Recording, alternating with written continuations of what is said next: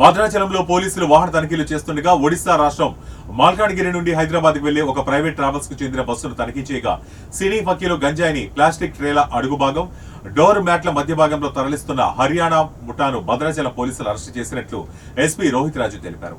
పట్టుబడిన 4 క్వింటాల గంజాయి విలువ ₹1 కోటి ఉంటుందని, గంజాయిని అక్రమంగా తరలిస్తున్న వారంతా హర్యానా రాష్ట్రానికి చెందిన వారిని, వారిలో 3 మహిళలు, 5 వ్యక్తులు, మొత్తం 8 మందిని అరెస్టు చేసినట్లు ఎస్పీ రోహిత్ రాజు తెలిపారు.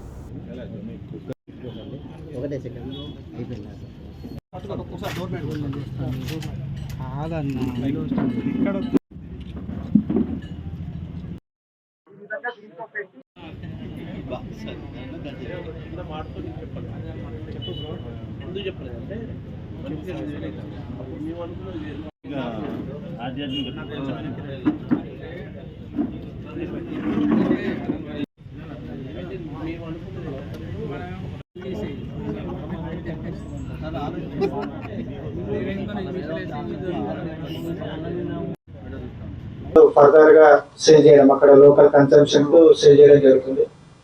సో వీళ్ళకు మెయిన్ రీజన్ వచ్చేసి ఏంటంటే ఈజీ ఇన్కమ్ కు అలవాటు పడి వీళ్ళు హర్యానా నుంచి మనకేదో వస్తువులు అమ్ముతున్నట్టు మనకు కవర్ స్టోరీ తీసుకొని వచ్చి ఈ గాంజా ట్రాన్స్పోర్టేషన్ అనేది చేస్తున్నారు. సో దీంట్లో మేము వీళ్ళను ఇంట్రాగేట్ చేస్తే ఏంటంటే వీళ్ళందరూ కూడా హర్యానా రాష్ట్రానికి చెందిన వాళ్ళు 8 మంది కూడా. కొందరు పానిపట్ జిల్లా, అదేవిధంగా భవానీకేట్, హిల్సార్ జిల్లాకు సంబంధించిన వ్యక్తులు. వీళ్ళందరూ కొన్ని రోజుల క్రితం ఒరిస్సా రాష్ట్రానికి వెళ్ళి కలిమేల ప్రాంతంలో ఇవన్నీ కూడా తీసుకొని ట్రావెల్ చేస్తున్నారు. సో భద్రాద్రి కొత్తగూడెం జిల్లా, అదేవిధంగా తెలంగాణ పోలీస్ నుంచి కూడా విజ్ఞప్తి ఏంటంటే ఎవరైతే ప్రైవేట్ ట్రావెల్స్ ఉన్నాయో, నార్మల్ గా మనం ఏంటంటే ఇండివిజువల్ వెహికల్స్ మీద ఎక్కువ ఫోకస్ చేస్తాం. ప్రైవేట్ ట్రావెల్స్ మీద ఎందుకు చేయమంటే అక్కడ పబ్లిక్ ఉంటారు, ట్రాన్స్పోర్ట్ చేస్తూ ఉంటారు, వాళ్ళకు ఇబ్బంది కలగొద్దని. కానీ ఇప్పటి నుంచి మా ఫోకస్ అనేది ప్రైవేట్ ట్రావెల్స్ మీద కూడా మేము షిఫ్ట్ చేస్తాం. ఏ బస్ అయినా కూడా క్షుణ్ణంగా తనిఖీ చేసిన తర్వాతనే పంపిణీ జరుపుకున్నాము. అదేవిధంగా మా రిక్వెస్ట్ కూడా, ఎందుకంటే ఈ ప్రైవేట్ ట్రావెల్స్ కూడా ఏంటంటే వాళ్ళ ఎవరైతే ప్యాసింజర్స్ ఉన్నారో ఏం ట్రావెల్ చేస్తున్నారు అనేది బేసికల్ గా చెక్ చేయట్లేదు.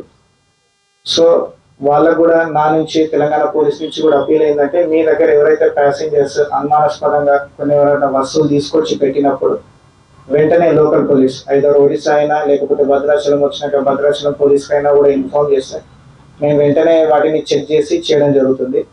లేని ఏడాది ఏమవుతుందంటే మీ ఇన్వాల్వ్మెంట్ కూడా ఉన్నదన్న కోణంలో మేము ఇన్వెస్టిగేషన్ చేయాల్సి వస్తుంది. So my humble request to all transports, మనకు నార్మల్ ఏంటంటే గూడ్స్ ట్రాన్స్పోర్ట్లలో కూడా వచ్చేది చాలా వరకు తెలియకుండా పోతుంది. సో ఇవన్నిటిని కూడా ట్రాన్స్పోర్ట్ ఆర్గనైజేషన్స్ కు, అదేవిధంగా ప్రైవేట్ ట్రావెల్స్ ఎవరైతే ఉన్నారో వీటన్నిటిని కూడా ఫోకస్ చేయడం జరుగుతుంది. ఇవన్నీ కాకుండా మనకు గాంజాయి నిర్మూలించడానికి 2 పద్ధతులు, ఒకటి ట్రాన్స్పోర్టేషన్ రిలేటెడ్, అదేవిధంగా లోకల్ కన్సంప్షన్.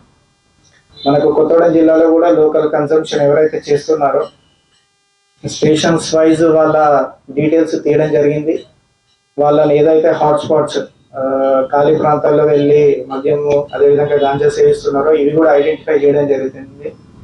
వాటి మీద కూడా రెగ్యులర్ గా మేము ఫోకస్ చేసి చాలా వరకు కూడా కేసెస్ లాస్ట్ 1 మంత్ నుంచి కూడా చాలా కేసెస్ రిజిస్టర్ చేయడం జరిగింది. ఇవన్నిటిని కూడా ఎవరైతే ఇన్వాల్వ్ అవుతున్నారో, లోకల్ ఎవరు సెల్ చేస్తున్నారో, అదేవిధంగా ఎవరు కన్సంప్షన్ చేస్తున్నారు, ఇవన్నీ కూడా లిస్ట్ అన్ని ప్రిపేర్ చేయడం జరిగింది. దీని మీద వర్కౌట్ చేస్తున్నాము. ఓన్లీ థింగ్ ఏంటంటే తల్లిదండ్రులు, అదేవిధంగా కాలేజీ యాజమాన్యం కూడా దీంట్లో భాగస్వామ్యం కావాలని కోరుకుంటున్నాను. ఎందుకంటే నాట్ ఓన్లీ పోలీస్, మీకు మీ కాలేజ్లో ఇటువంటి విద్యార్థులు ఎవరైనా ఉన్నా కూడా మా దృష్టికి తీసుకొస్తే ఫస్ట్ కౌన్సిలింగ్ ఇవ్వడం జరుగుతుంది వాళ్ళ పేరెంట్స్ తోటి. అది వినకపోతే మాత్రం డెఫినెట్లీ